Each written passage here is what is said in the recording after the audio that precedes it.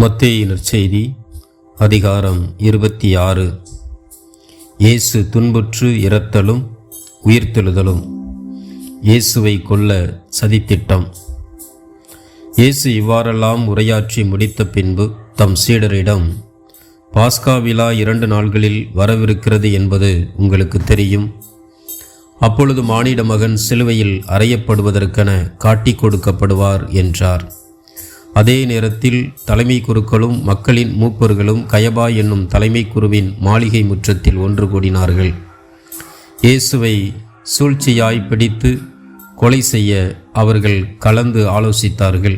ஆயினும் விழாவின் போது வேண்டாம், மக்களிடையே கலகம் ஏற்படக்கூடும் என்று அவர்கள் பேசிக்கொண்டார்கள். பெண் ஒருவர் நறுமண தைலம் ஊற்றுதல். இயேசு பெத்தானியாவில் தொழுநோயாளர் சீமோன் இல்லத்தில் இருந்தார். அங்கு அவர் பந்தியில் அமர்ந்திருந்த போது விலையுயர்ந்த நறுமண தைலம் கொண்ட படிகச் சிமிழுடன் பெண் ஒருவர் அவரிடம் வந்து அதை அவர் தலையில் ஊற்றினார். இதை கண்ட சீடர்கள் கோபமடைந்து, இந்த தைலத்தை இவ்வாறு வீணாக்குவதேன்? இதை நல்ல விலைக்கு விற்று ஏழைகளுக்கு கொடுத்திருக்கலாமே என்றார்கள். இதை அறிந்த இயேசு, ஏன் இந்த பெண்ணுக்கு தொல்லை கொடுக்கிறீர்கள்? அவர் எனக்கு செய்தது முறையான செயலே. ஏனெனில் ஏழைகள் எப்போதுமே உங்களோடு இருக்கிறார்கள், ஆனால் நான் எப்போதும் உங்களோடு இருக்கப் போவதில்லை. இவர் இந்த நறுமண தைலத்தை எனது உடல் மீது ஊற்றி எனது அடக்கத்திற்கு ஆயத்தம் செய்தார். உலகம் முழுவதும் எங்கெல்லாம் இந்நற்செய்தி அறிவிக்கப்படுமோ அங்கெல்லாம் இப்பெண் செய்ததும் எடுத்து கூறப்படும், இவரும் நினைவு கூறப்படுவார் என்று நான் உறுதியாக உங்களுக்கு சொல்கிறேன் என்று கூறினார். காட்டி கொடுக்க யூதாசு உடன்படுதல்.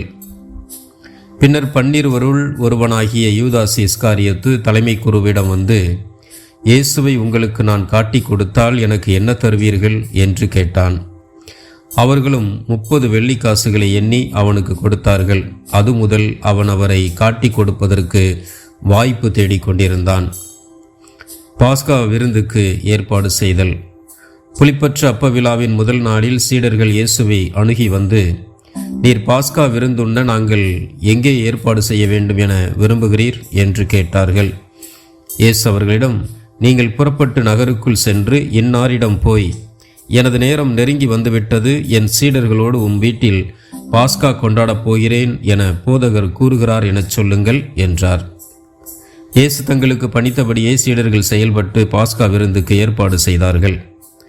யூதாசின் சூழ்ச்சி வெளியாகுதல்.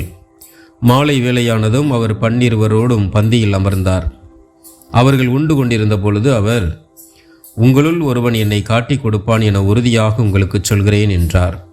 அப்பொழுது அவர்கள் மிகவும் வருத்தமுற்றவர்களாய், ஆண்டவரே, அது நானோ என ஒவ்வொருவரும் அவரிடம் கேட்கத் தொடங்கினார்கள். அதற்கு அவர், என்னுடன் பாத்திரத்தில் தொட்டு உண்பவனே என்னை காட்டி கொடுப்பான்.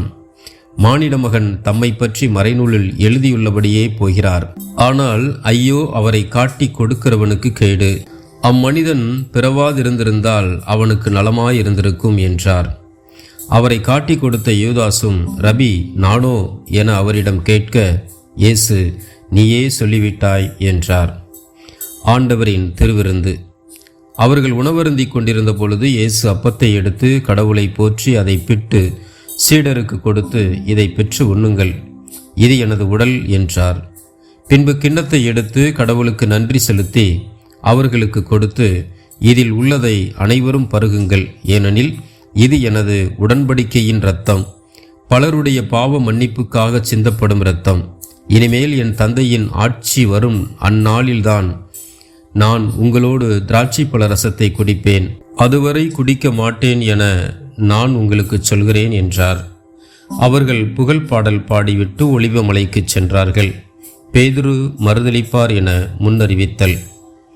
அதன் பின்பு இயேசு அவர்களிடம், இன்றிரவு நீங்கள் அனைவரும் என்னை விட்டு ஓடிப்போவீர்கள், ஏனெனில் 1000 வெட்டுவேன், அப்போது மந்தையிலுள்ள ஆடுகள் சிதறடிக்கப்படும் என்று மறைநூலில் எழுதியுள்ளது.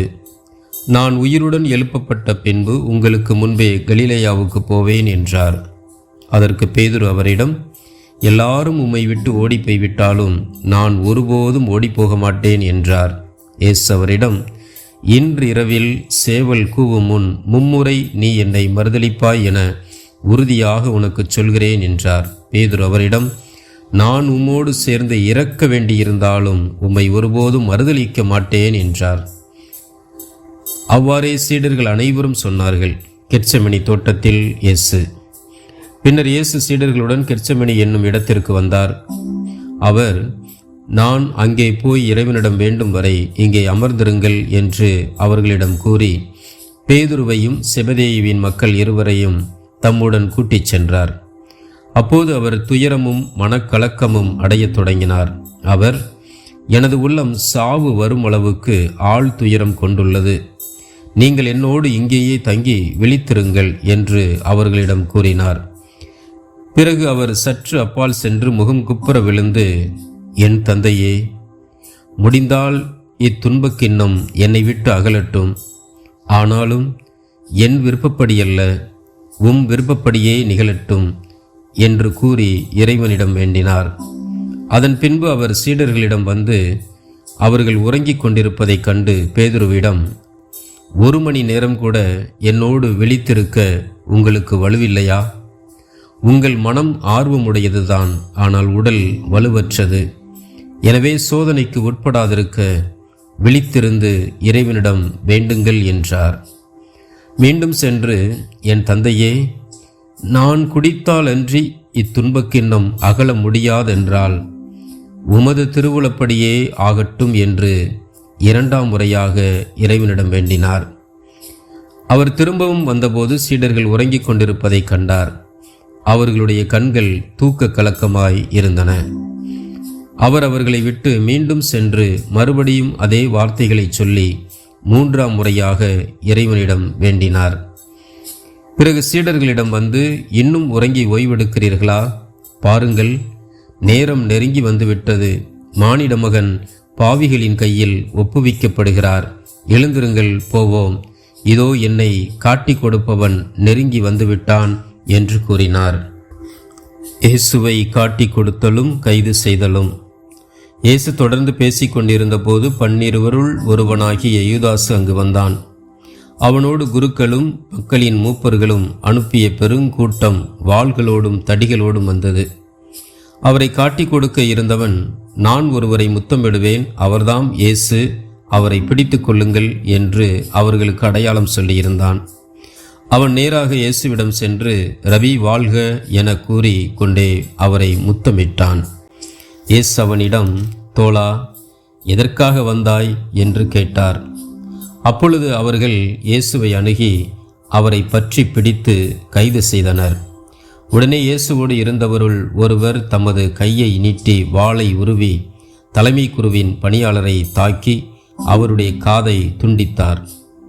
அப்பொழுது இயேசு அவரிடம், உனது வாளை அதன் உரையில் திரும்ப போடு, ஏனெனில் வாளை எடுப்போர் அனைவரும் வாளால் அழிந்து போவர். நான் என் தந்தையின் துணையை வேண்ட முடியாதென்றா நினைத்தாய்? நான் வேண்டினால் அவர் 12 பெரும் படை பிரிவுகளுக்கு மேற்பட்ட வானதூதரை எனக்கு அனுப்பி வைப்பாரே. அப்படியானால் இவ்வாறு நிகழ வேண்டும் என்ற மறைநூல் வாக்குகள் எவ்வாறு நிறைவேறும் என்றார். அவ்வேளையில் இயேசு மக்கள் கூட்டத்தை பார்த்து, கல்வனை பிடிக்க வருவது போல் வாள்களோடும் தடிகளோடும் என்னை கைது செய்ய வந்தது ஏன்? நான் நாள்தோறும் கோவிலில் அமர்ந்து கற்பித்துக் கொண்டிருந்தேன், நீங்கள் என்னை பிடிக்கவில்லையே. இறைவாக்கினர் எழுதியவை நிறைவேறவே இவை அனைத்தும் நிகழ்கின்றன என்றார். அப்பொழுது சீடர்கள் எல்லாரும் அவரை விட்டுவிட்டு தப்பி ஓடினார்கள். தலைமைச் சங்கத்தின் முன்னிலையில் இயேசுவை பிடித்தவர்கள் அவரை தலைமை குரு கயபாவிடம் கூட்டிச் சென்றார்கள். அங்கே மறைநூல் அறிஞரும் மூப்பர்களும் கூடி வந்தார்கள். பேதுரு தொலையில் அவரை பின்தொடர்ந்து தலைமை குருவின் வீட்டு முற்றம் வரை வந்து வழக்கின் முடிவை பற்றி தெரிந்து கொள்வதற்காக உள்ளே நுழைந்து காவலரோடு உட்கார்ந்திருந்தார். தலைமை குருக்களும் தலைமைச் சங்கத்தார் அனைவரும் இயேசுவுக்கு மரண தண்டனை விதிக்க அவருக்கு எதிராக பொய் சாட்சி தேடினர். பல பொய் சாட்சிகள் முன்வந்தும் ஏற்ற சாட்சி கிடைக்கவில்லை. இறுதியாக 2 முன்வந்தனர். அவர்கள், இவன் கடவுளுடைய திருக்கோவிலை இடித்து அதை 3 நாளில் கட்டி எழுப்ப என்னால் முடியும் என்றான் என்று கூறினார்கள். அப்பொழுது தலைமை கூறி எழுந்து அவரிடம், இவர்கள் உனக்கு எதிராக கூறும் சான்றுக்கு மறுமொழி கூற மாட்டாயா என்று கேட்டார். ஆனால் இயேசு பேசாதிருந்தார். மேலும் தலைமைக்குரு அவரிடம், நீ கடவுளின் மகனாகிய மெசியாவா? வாழும் கடவுளின் பெயரால் ஆணையிட்டு சொல்லுமாறு உன்னிடம் கேட்கிறேன் என்றார். அதற்கு இயேசு, நீரே சொல்கிறீர். மானிட மகன் வல்லவராம் கடவுளின் வலப்புறத்தில் வீற்றிருப்பதையும் வான மேகங்கள் மீது வருவதையும் இது முதல் நீங்கள் காண்பீர்கள் என உங்களுக்கு சொல்கிறேன் என்றார். உடனே தலைமைக்குரு தம் மேலுடையை கிழித்து கொண்டு, இவன் கடவுளை பழித்துரைத்தான். இன்னும் நமக்கு சான்றுகள் தேவையா? இதோ இப்பொழுது நீங்களே பழிப்புரையை கேட்டீர்களே, நீங்கள் என்ன நினைக்கிறீர்கள் என்று கேட்டார். அதற்கு அவர்கள், இவன் சாக வேண்டியவன் என பதிலளித்தார்கள். பின்பு அவருடைய முகத்தில் துப்பி அவரை கையால் குத்தினார்கள். மேலும் சிலர் அவரை கன்னத்தில் அறைந்து, இறைவாக்கினர் மெசியாவே, உன்னை அடித்தது யார் எனச் சொல் என்று கேட்டனர். பேதுரு மறுதலித்தல். பேதுரு வெளியே முற்றத்தில் உட்கார்ந்திருந்தார். பணிப்பெண் ஒருவர் அவரிடம் வந்து, நீயும் கலிலேயனாகிய இயேசுவோடு இருந்தவன்தானே என்றார். அவரோ, நீர் சொல்வது என்னவென்று எனக்கு தெரியவில்லை என்று அவர்கள் அனைவர் முன்னிலையிலும் மறுதலித்தார். அவர் வெளியே வாயில் அருகே சென்றபோது வேறொரு பணிப்பெண் அவரை கண்டு, இவன் நாசரேத்து இயேசுவோடு இருந்தவன் என்று அங்கிருந்தோரிடம் சொன்னார். ஆனால் பேதுரு, இம்மனிதனை எனக்கு தெரியாது என ஆணையிட்டு மீண்டும் மறுதலித்தார். சற்று நேரத்திற்கு பின் அங்கே நின்றவர்கள் பேதுருவிடம் வந்து, உண்மையாகவே நீயும் அவர்களைச் சேர்ந்தவனே, ஏனெனில் உன் பேச்சே உன்னை யார் என்று காட்டி கொடுக்கிறது என்று கூறினார்கள்.